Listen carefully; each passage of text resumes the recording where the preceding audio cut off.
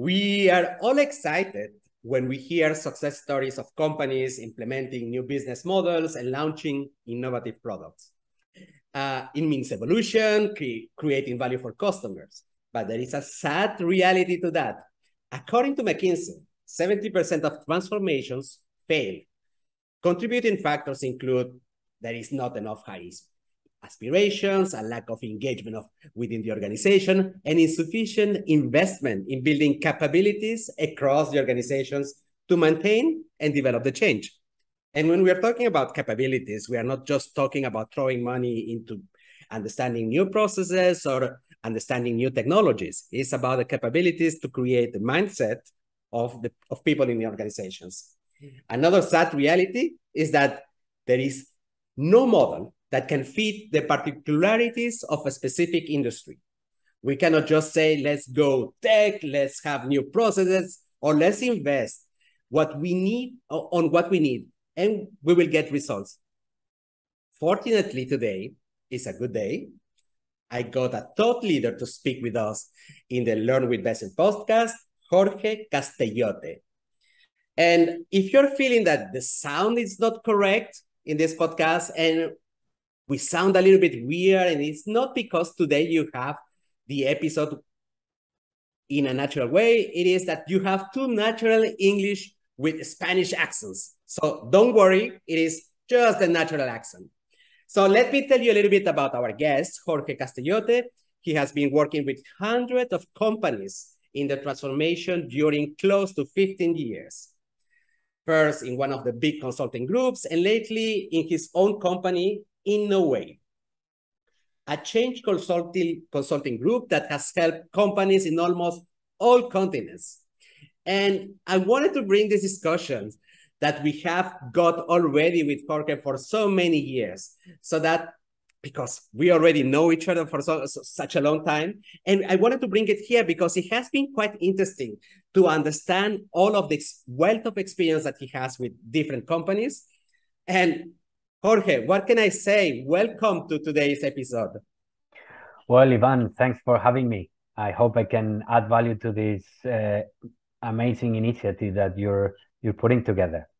So guys, if you have noticed, amazing accent, both of us with a Spanish accent, that is going to be awesome for today. So Jorge, I wanted to understand, so in the last 10 years, the majority of organizations have embarked on initiatives to create new products, services, or simply create efficiencies. What do you feel out of your experience are the biggest misconceptions that you have observed when companies start launching a change program, a transformation program? What have you observed? Well, I think from the beginning, you need to understand what do you want to accomplish and how are you going to measure that. And when doing that exercise with top leadership, you find out that there's a bit of misunderstanding between what is transformation of the business and what is to actually create new products and services. So transforming the business is actually transforming the way they work, the way they create value.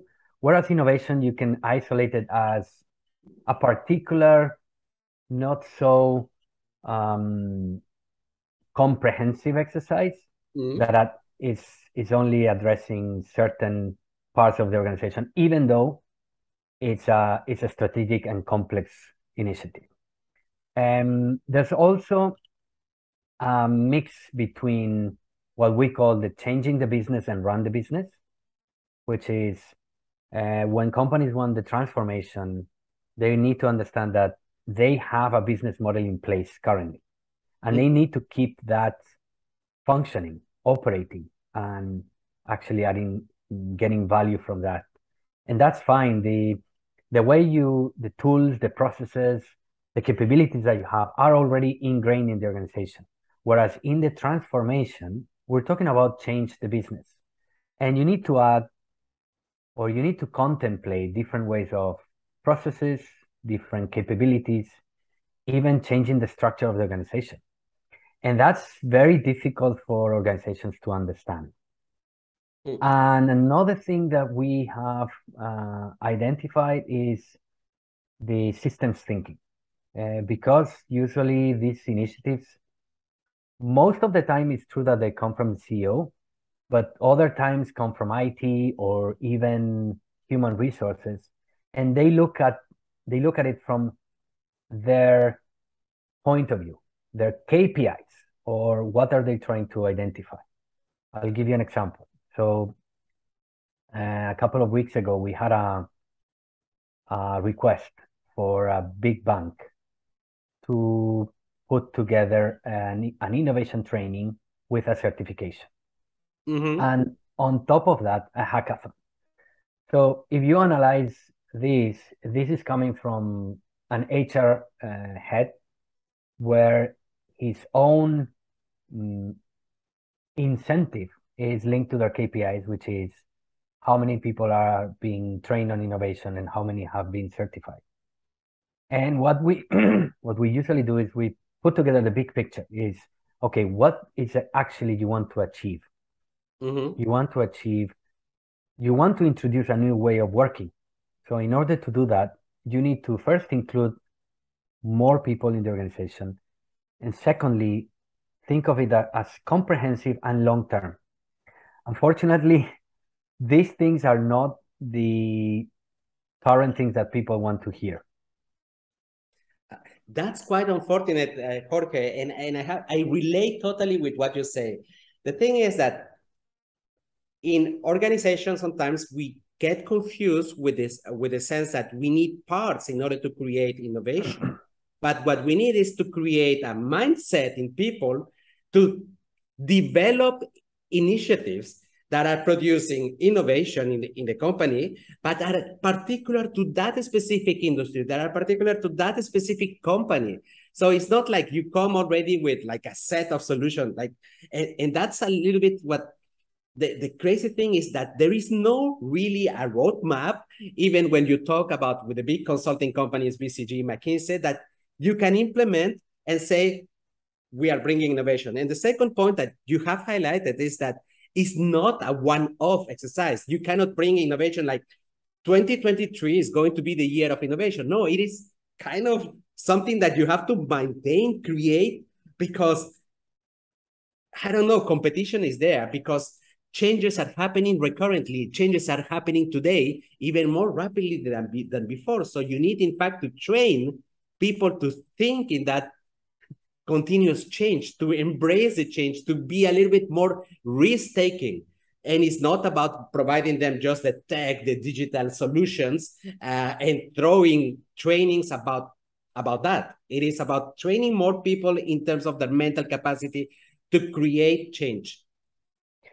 Yeah, in that perspective, there's a couple of dilemmas that you face in organizations. You say, should I start first with training, or should I just jump into projects? Or should I start with mindset and then add the tools? And I would say, like anything in life, it's a little bit of both. Yes, you need to start training, but there's one point that training is good enough to start the projects. So you need to understand that get a little bit of training to get the wheel rolling, and then add some projects that they are a priority for the organization. This is not a game. This is not a play. Yes, maybe not the most important project in the organization, but something that is actually a challenge for the organization and it's linked to your long-term goals or your strategy. And the other one, when it comes to, is it first mindset or is it tools? I think from what I've seen, the tools help change the mindset. So when you are introducing new tools, you are forcing, and maybe that's not the right word, but you are facilitating people, that's a better word, to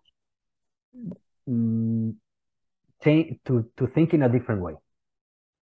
Because I'm going to ask you first, what's your customer problem, as opposed to how can we make more money? And that way I can push you to start in what would be backwards, right? But they say Amazon talks about the backwards approach. So yeah, it's yeah. Tell me, so when you're talking about tools, let me understand clearly the picture.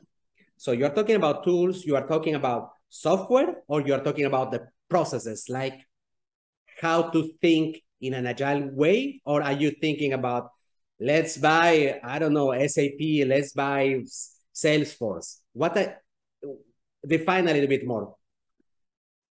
Okay, so it could be an IT tool, but the most important part is the process. The process and the support that has that process. Because that way you are, at the end of the day, you're introducing a new way of working. Yeah. It's a way of working that is kind of counterintuitive sometimes from what we've learned in school or in business school, and that's why you need to start enforcing that. And it's also very important to start with the leadership as well, because then they will not understand what the teams are doing. They would think that they're wasting their time. So IT helps, but it's not the solution, as a summary. Okay. And again, totally with you. This is something that I, thanks to you partially, in fact, that I have understood a little bit better about the process itself. It is very difficult in industries where you have work in the realities of something that is forecastable. So for instance, I need to implement a solution that is going to be ready in 10 months time, and it's going to cost me this amount of money, and I have the requirements. So it's like what we call the Cascade Approach, something that is planned, no? We do like a big project business case, and 10 months later, we have the solution. And that's success. We have the solution. We don't care if people are using it or not. And then suddenly we are talking about change, and we are talking, no, we cannot really know where we are going to be 10 months ahead. We can only know where we are going to be next month, because we are going to do iterations. We are going to prioritize, I don't know, features for a solution or for a change that we want to drive in the company. And nothing is forecastable. So you cannot even create like a budget saying, I'm going to spend in year one X. It is very difficult, and it goes against the human nature, basically, because we are saying, I don't know what the future is done from. I know just the outcome, that people should be using my stuff, and that is something that is evolutive, but that's it. I don't know even how much I'm going to be spending. It is a big problem to change our mindset, right? Yeah, and it ties back to the way companies have been built. The companies at the beginning, they're all being startups, and they've all been able to manage uncertainty, which is what we're talking about, and risks. As they grow, they need to put process in place, and the processes become those, we call it the immune system, because it protects the business model that you've created, that you know it works. So that's where, when you come up with a new idea or a new business model, product or service, you're going against that. And they're doing their job. That's what we need to understand. The support units, which usually tend to be looked as the blockers in the organization, they're doing their job. So there has to be a negotiation between the part of the company who wants to create products and services and the immune system to create what they call the sandbox, which is where and how can we risk, can we experiment? And it should be a controlled environment, because both parties, on one side, on the experimental part, they need some window to start testing and operate. And on the other side, you just cannot put in risk the whole organization. And you have a business that works. So let that business work. Give me some chance to start testing certain things without breaking everything. You know, it is something that you and me, we are familiar. We are entrepreneurs. That's number one. Secondly, we work a lot with technology.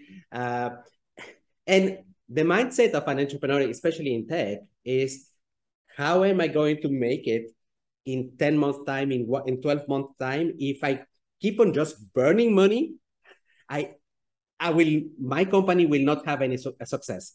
And it's almost like, well, the origin of this, the model of transformation that is used in most of the company that is called the lean startup, has been inspired out of the tech industry, where the priority is about reducing the risk of failure. So controlling your costs, how can I quickly experiment something tomorrow without spending money like in big companies with market research or whatsoever, and how can I quickly validate assumptions that might be right or might be wrong.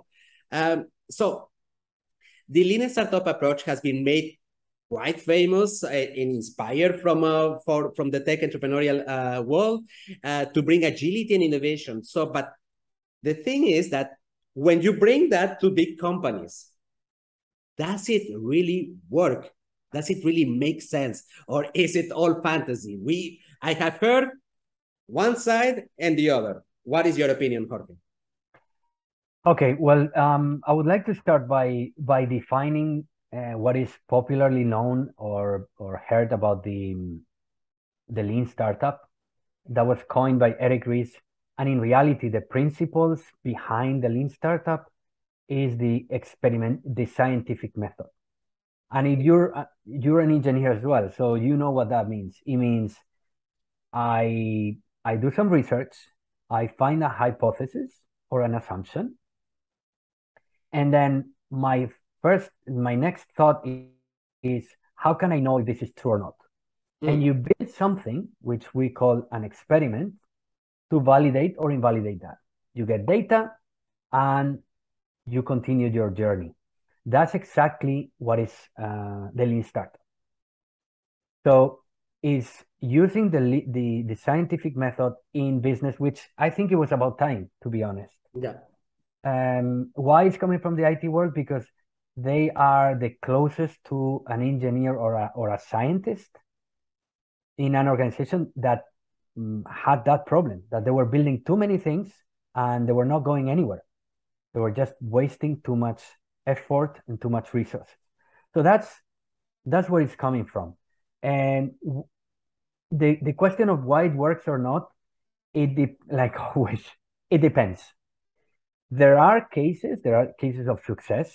In corporations, we have General Electric and we have Intuit among the most famous ones, but I'm sure there's more in the last 5 to 10 years that they've introduced that into the organization.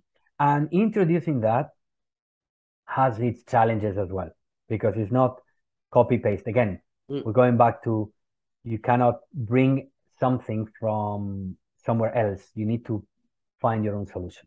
But we have corporations that are doing a great job on that, and they're finding value on doing that. And I will come to that. When it comes to startups, I think it's more clear that works, especially in times like now, where the investments for startups are going to be reduced or are reducing. When we are in moments of investment abundance, probably, I'm not saying 100%, but probably in the most cases, you just build it, because you even have the pressure from the investor to build it. So if you have the investment, most probably you're gonna end up building it. I'm not saying it's the right solution, but that's what happens. But when the investments are reducing because of the economy and the interest rates, it's most likely you're gonna have to leverage on the lean startup or the scientific method. And there are famous examples like Dropbox, Wealthfront, which is a robo-advisor, is quite big in the US, or Buffer, which is the company to help you manage your social media. How about my experience?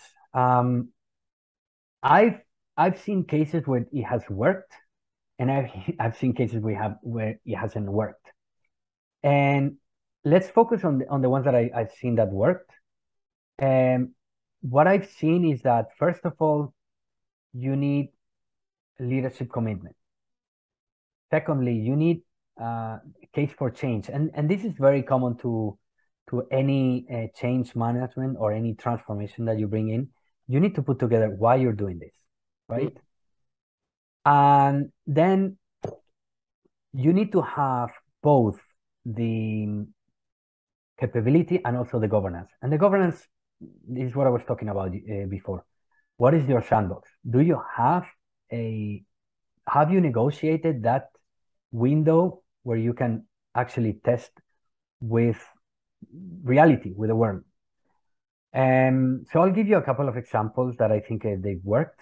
One is an international company, is worldwide present, and is more than 100 years old, and they're going through a big transformation. And on top of that, they are in an extremely regulated environment. And the questions were always, yeah, but we are in an extremely regulated environment. How are we going to test things? Well, you find your ways. And at the end of the day, you need to talk to the immune system to understand what is the window. What is it that they achieved? They managed to increase the number of ideas tested. They also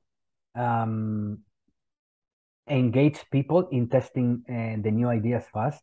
And because this was also a transformation journey, internally, people were saying that they wanted to work this way more than the traditional way. So as you can see, there's benefits not only for the business, but also for the employees. And that links to the new, not new, I would say the trend for the last 10 to 15 years. Ivan, you and myself, we're all already. Exactly. We don't represent the majority of the people in organizations. And this generation, they're asking for new ways of working. They're asking to express their creativity. They're asking to be more into sharing their ideas, and this links perfectly with that. Actually, there was another company we helped with, and the whole transformation, the whole program was coming from inside. People were asking to change, and they were actually having a lot of people leaving the company, not for economical reasons, but just because they were joining more exciting companies. So that's another benefit. Let me give you another example, and then we can reflect on this. There was this is a telecom operator in the Middle East, where they were going through a digital transformation. We were part of the program, of the initiative, and by embracing these ways of working, we managed to reduce time to market by half in the products that we were developing. And we increased the customer experience, the customer satisfaction, by 3. That's quite amazing. Jorge, the way you are telling me the story, what I'm hearing, and that's maybe my biases, is that changing the culture is something that is quite important in order to induce change in a company. You cannot have the same values than before if people do not relate to new behaviors that needs to be applied. How am I going to drive my business if I am an accountant, if I am an IT developer, if I am a marketeer? So it seems that the role of the mindset in order to create this sense of, I want to do the change, because change, and we know that change at the individual level is super difficult. Tomorrow we decide, hey, I want to lose weight, I need to go to the gym. Then we do it a couple of days, and then we drop it, and then we forget about it because our motivation went to hell. Organizations, in fact, behave quite similar as an individual. This change gets them a little bit tired. The motivation dries if you have to. But people change not when they have to, is when they have found something that is meaningful for them. So this is where your story about the why. But the why is not about the why, is about making much more money, is a change that is bigger than just making money for the shareholders or being number one in market share in a specific market. It is about, why am I selling, I don't know, cookies? Is it to bring happiness around people? So the drivers of engagement to do the change are quite important, so that it doesn't become a little bit like the story about going to the gym tomorrow. We will do it, but then we will drop it, right? So what do you think are the essential elements that we need to have to make people want and sustain this movement for the longer term? Oh, that's the $1,000,000 question. And I must say, question. Yeah, the whole change management is a huge topic, and I think it touches every single project that we do in our life, or most of it. But I would say, yeah, starting with the why this company is what it is, and it goes back to the mission or the purpose, whatever you want to call it. That needs to be clear. And as you said, I think the times of we're here to make money are gone, or at least in some parts of the world. It needs to resonate with the people, and more needs to include impact into the world, how sustainable it is, why are you here, how you make life or the world a better place. How are you contributing? What is your footprint? What are you gonna leave after you're gone? And companies need to spend a little bit of time on that, and they need to believe on it. Exactly. Because that happens also, that there is the soldiers who believe on that, and then suddenly the generals are just doing it not for the right reasons, right? Yeah. So that's a good starting point. And then at the end, we all want to contribute and give people, or at least the people who want to be involved, let them be involved. You don't need everybody to change a company. I don't know the numbers, but I'm sure it's not more than 20%.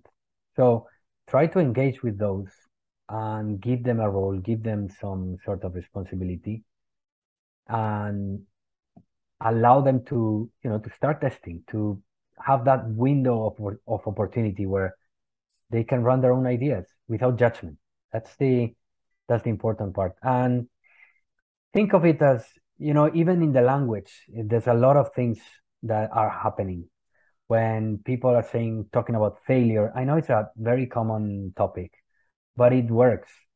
When you translate and you turn the bad words into positive words, where you say, we're learning, so that's fine. The more we learn, the more we will progress. So it's important, the language. And finally, put the right tools, processes, and capability. Yeah. Coming back to the part about capabilities. So what I have observed is that in terms of capabilities, people, in order to beat this natural resistance to change, it's not something that can happen like, let's do like a program of like a university for 1 month and let's train everybody. Because change or what we call meta skills, I mean, skills like having a positive mindset, having resilience, having the possibility to learn creative psychological processes, mental processes in order to keep on and be innovative. That is something that you learn by practicing. And by practicing it, you need time. So it cannot be like, let's do 3 days of training and everybody's training. Halas. No, it has to be something that is continuous, because people needs to get rid of everything, to almost rewrite like new codes in their brain that is going to limit their capacity to their adversity to change. Because we have it written. It's made to protect us, not to change. If we stay as we are, we're going to be protected, we're going to be surviving. And change means danger. So I don't know if it's going to work. And on top, if we keep this all things from the past, judging something as failure or not, then of course people are not going to be trying. Only by trying things and sometimes failing that people learn and becomes more innovative. So capability building is almost like a journey where people have to be continuously trained into practice of everything that you have decided to be the behaviors that represents the new culture. So because it needs to be clear, and I'm talking about behaviors because it's actions that are visible. It cannot be just big sentences that looks like aspirations for the future. It has to be real actions, and people need to be trained so that change happens. And I feel like this is something that facilitates the life of any company that is changing. Now, I got lost, Jorge. I need to get back to the point. And I wanted to have your take about failures. So when we are talking about when change in organization doesn't work, so I mentioned to you that 70% of companies are failing in the transformation. So what are the usual suspects? What is the main reasons why these organizations fail? Okay, I can talk from my experience, and I would like to throw a phrase that is, how many books on basketball you think Michael Jordan ever read? Maybe 0. But it's the number of hours that he practiced, right? Combined with talent, genetics, whatever it is, right? But it's, in essence, is the practice is the driver, is the driving effort to get into change. And what I would say is one very key is a leadership commitment, and that is walking the talk. It's not only agreeing on a 2 days workshop done in the Caribbean island. It needs to be at least every single time there's an opportunity to introduce and implement change. The other one would be to progress according to the speed of your organization. And that's a very fine line, because I've seen both extremes where they want to transform tomorrow. They put a 5 years comprehensive plan of millions of dollars. And I've seen the other approach, which is, let's try with 3 people, half-time on Fridays. Like, there has to be a middle ground of commitment in terms of resources. So start small, but have in mind that you need to progress and you need to combine, and you eventually you need to include the whole organization. So there is a middle ground. And finally, try to the results that you're achieving it's a combination of change and actual business results. Because at the beginning, what you're going to be doing is using 2, 3, 4 teams, whatever, depending on the organization, to actually identify the blockers of the organization. Those blockers are already progress. Instead of saying we failed or we didn't achieve the development of this product, you can always think about how many blockers you have identified and unblocked and turn into your process or framework of innovation. because that's progress. Is very important to develop your own framework according to your own organization. I'm not sure if that's clear enough. I kind of got it. But then what I'm thinking is that the role of a CEO who wants to transform an organization is really painful. I mean, imagine the guy has been in an organization that maybe is stably growing, and suddenly he needs to create change in order to bring value. So he lives in a world where he's going to be judged according to results. But is results the best KPI to measure change in an organization? What could be these KPIs that a CEO can have during the times of transformation? So there's always two sides, right? It's the leading and the lagging KPIs. When it comes to leading, because they're faster to measure, is the time dedicated to change, the number of ideas that have been implemented, the number of teams, the number of experiments. Those are the leading KPIs that should be important for the CEO at the beginning. And then step by step, identifying what are the results that those will bring. And in the medium term, the results should be, or think of it as your innovation framework. You should think of it as a product in your organization where you need to develop it according to your organization. So you're using the lean startup to develop your framework. So the first teams, the results not necessarily are business results, but blockers in the organization that you can turn into a solution or a feature that will help you or will help the next team to develop and to implement and to test faster. I'll give you an example.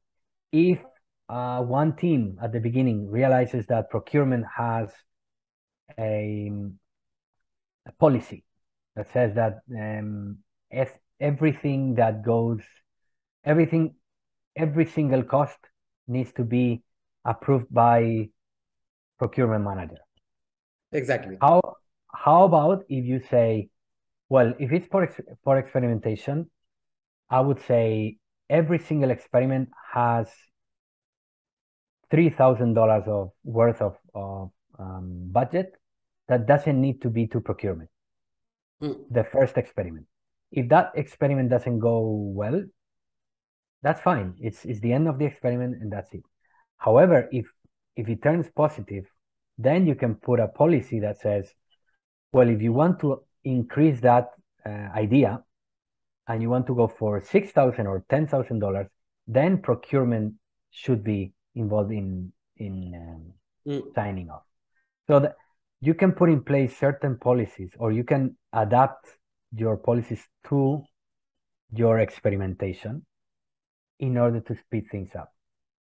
I want to define, Jorge, if you don't mind, a little bit the definition of experimentation, because we mentioned before that this is a story about the lean startup. There were a bunch of kicks in engineering. So don't think about experimentation, about something that is going to take ages and that is going to be someone in front of a piece of paper. That's correct. Designing something in his own. Experimentation means validation of assumptions with reality. Reality means getting out of the office, not being in front of the computer, and getting an experiment done within something that is quick.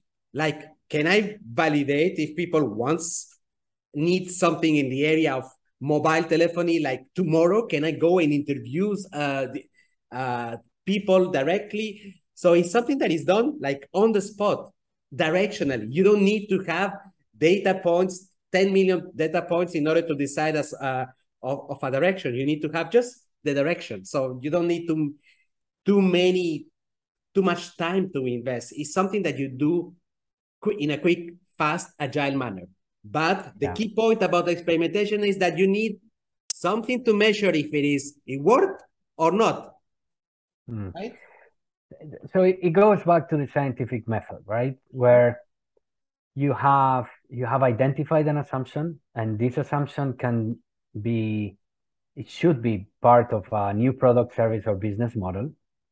You have isolated that question that you have, and then you develop some KPIs and a test, sometimes they call it MVP. That's why I don't want to introduce this concept, because the MVP is the vehicle to validate or invalidate your assumption. And that's an experiment. I build something with the idea of validate or invalidate a hypothesis. I launch the experiment, and then I get results, and those results will lead to a conclusion. Sometimes, and most of the time, especially at the beginning, experiments give you more insights than just the hypothesis that you want to test. They're very valuable. Just for the matter of definition, MVP stands for minimum viable product, which is in fact like a prototype, a quick and dirty prototype, or something that will help me to answer one of the key questions, especially when we are entrepreneurs. Does somebody wants my stuff? Would they pay for it? And am I capable of doing that stuff? Right? I prefer the second definition that you said. Quick and dirty? It's more that vehicle, that thing that you build to validate or invalidate something. Doesn't necessarily mean that it's usually a prototype, but it can be something else. But it's not the first version of your product. It's usually not the first version. It should, exactly. It can be. Yeah, you're right. It can be used in different contexts. Listen, so we have time still for one question more that I wanted to ask you. So is there a roadmap or process to start change and de-risking the impact of this? We have been talking quite a lot about this natural human resistance to change and to create, in fact, something that is like sustainable for creating innovation. A terminology that you mentioned to me several times, this creating an innovation engine. Is there like type of order of doing things? How can I start without a big program and without a company where it's going to cost me like an arm and a leg? I want to start like today. So it's interesting. I would like to connect the things that we've discussed today on the scientific method, on the experimentation, and on the MVP, the minimum viable product. And in this case, we used a concept that was developed by Dan Thoma, one of our partners, who has a book. It's called The Corporate Startup, which is a very good framework to start your innovation engine. And what is he defines the minimum viable ecosystem. So what is that? At the end of the day, to start innovation in a company, as we were saying, it's a complex thing, and it has different pieces. So you need to identify those pieces, and you need to put together enough to start that team or 2 or 3 teams, and they start running across the organization and identifying those blockers to make this framework bigger and eventually cover the whole organization. There's a very good phrase by Jim Collins that says, "Bullets before cannonballs," and that's what we are going for. Where we use smaller teams to identify the things that might work or might not work, and once we know that things that work, we multiply or we leverage on that, we double down.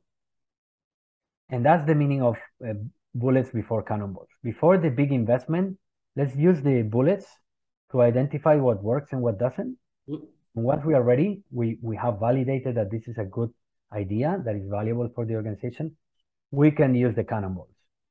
So our approach is always to think of that MVE, which is usually 2-3 teams that are running across the organization, and they have something clear, which is there are 2 things that they're looking for.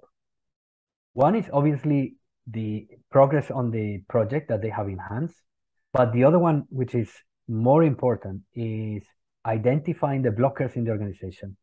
So the head of the transformation can start adjusting the current processes of the organization to allow that window where we were talking about, the sandbox. As you are defining the blockers and identifying and turning that into your innovation framework ecosystem, then you can go into bigger or even more complex projects, where instead of 3 departments, you have 5 or 7. And eventually, you have all the organization running because they have the right governance, they have the right leadership in place, and you're changing the way they're working. What it strikes me is the importance of creating these smaller teams at the beginning. I mean, as you mentioned, not everybody wants to change, but there is a small proportion of people in an organization that we see it like when there is a launch of new product. The early adopters, people who they want to the change, they already feel it that change should be made. And they're going to be the biggest fans, the biggest catalyst of the change because they want really to do it. They already have the mindset and they will propagate the word around the rest of the company, right? It's funny that you mentioned it. This reminds me of a project that we did with water company, big water company in the Middle East. And the idea was to map the innovators in the organization. Mm-hmm. And it's funny how easy you can reach out to them, how open they are.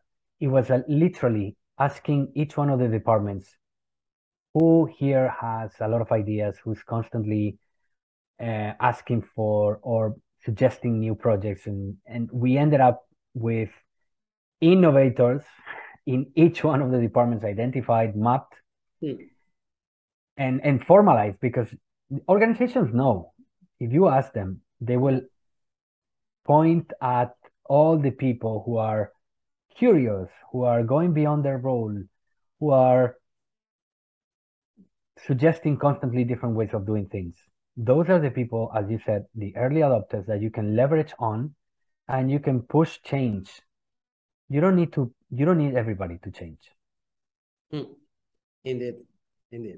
Hey, Jorge, so I want us to summarize a little bit the key points of the exchange today is that, so transformation, expect failure, make it part of your culture, transform your culture if you want that people behave differently with new changes, because it's not going to be enough to throw new big systems or to throw like being intense trainings about digital, because whatever you learn today about digital in 2 months is over. It's too old already, right? So the human aspect is anchored in the transformation itself. So you need to equip the people with the right psychological processes, the mental processes in order to want to change it, to continue it for the longer the longer processes. We have defined that KPIs in transformation is not anymore about generating revenues out of the transformation, because it is something that it is ongoing for the longer term. It is investing so that your company is going to be there in 10, 20 years. But you care about it already now, because it is so easy to disrupt a traditional company nowadays, so that the risk is higher. The more we are progressing in the years, the risk is higher. A new startup can come, copy and paste your business model, and you're out of the market. So it is important to have KPIs such as the number of learnings, experimentations that you have driven in the company. what else? We have been discussing also that capability building is partially to rewrite the code that makes us resistant to change. And that takes a little bit of time. It cannot be sorted out with a couple of LinkedIn learnings or with intense 3 days course. It is something that you practice. And you gave also the right example with the basketball player. I don't remember the name of the basketball player. Michael Jordan. Because you know how much I know about sports, by the way. So it's about the practice. So you learn, you become good at what you do by practicing recurrently. So you want to get rid of this fear of failure in your company. You want to make your people more innovative with the right mindset for change. So you need to give them the lead to practice. That's my takeaway. What about you, Jorge? What are your last points to mention? Well, yeah, it's think of it as a long-term transformation. Think of it as phases. Start with the people, start with leadership, and then put the right pieces as you go, because nobody has the answer. Every company is different, every organization is different, and you need to adapt this to your needs. And leadership should be extremely committed and walking the talk. They should be the first ones to show that fear of failure, and it's not always easy. Companies that are nowadays alive, or they've been around for the last 50, 60, 100 years, they've been doing certain things well. And that's the business model. So the people who are being raised in that organization, raised as in the culture and the values, they've been learning for a long time not to fail. So it's a big counterintuitive mindset change. And it takes time. And then put the right tools in place, the pieces of the ecosystem. Jorge, you know what I was thinking when you were talking is that there are already companies, in fact, that are celebrating failures. So there is a specific day where people are exchanging about their biggest failures in the company so that people learn from each other. And of course, trying is already something that is already good. And when there is one idea that doesn't fail, it means that it was the idea. Jorge, how can people reach you out? So we know that you're always moving from country to country. That's number one. So how can we know a little bit more about transformation? If I'm interested to know more about how can you help me in my company, how can I reach you? Well, you can always go to our website, www.innoway.me, which is innoway.me, and there you can book for half an hour of conversation with me, or you can go to my LinkedIn profile. It's Jorge Castellote. I will write it down when we are posting this episode. Or you can reach out to me on Twitter. Those are the things that I usually use. Jorge, you cannot believe what a pleasure to really discuss now live, because we have been discussing this in front of food or in front of drinks, but I really loved what you are doing, especially the scale of how you are doing the things, because it is not always easy to deal with consulting firms that can advise you in something in particular, like let's say strategy, or let's say digital implementation. I have the impression that you have succeeded to put together different parts of what is necessary in order to drive successful change in corporations, from the human side, from the capability side, from the processes side, and the wealth of experience that you and your team have. This is amazing. Thank you very much, Jorge, for today. Thank you, Ivan, for finally formalizing our thoughts and our conversations. And hopefully this will provide some value to people. Thanks.